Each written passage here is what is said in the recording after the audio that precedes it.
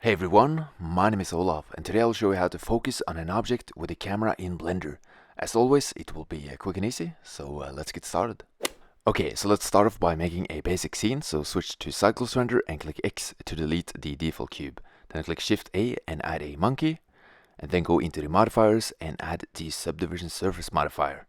And then increase the number of subdivisions to make the model look better with more polygons. And then click Shift A to add a plane, and then click G, and then Set to grab it on the Z axis. And left click to confirm the position, and then click S to scale up the plane, and left click again. Now let's select the lamp to add some lighting to the scene, change it into a sun, change the size to 1, and then change the strength to 7 to make it stronger. Then click G to grab the sun, and R to rotate it. Now to see what it looks like in rendered view, just click Shift Z, and let's add a material for the monkey.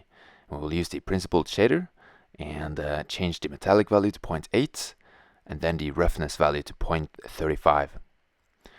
And this is what it looks like in rendered view. And let's select the floor as well. Change it into glass materials, change the roughness to 0.1 and then the color to a darker color. Now we have the basic scene, so let's add a background as well. You don't have to add the background image, but if you want to, you can download the image in the description. If not, just use the plain color that you have already. Now, before we get into the camera settings and the focus, let's just go into the render settings. And if you have a GPU, make sure to use it. If not, just keep using the CPU. And let's increase the amount of samples in the viewport as well, which is important for the effects with the camera later on when it comes to the focus of the camera. And for a color, I'm adding a color that matches the background, but it doesn't really matter for the final result, so just add whatever color you want.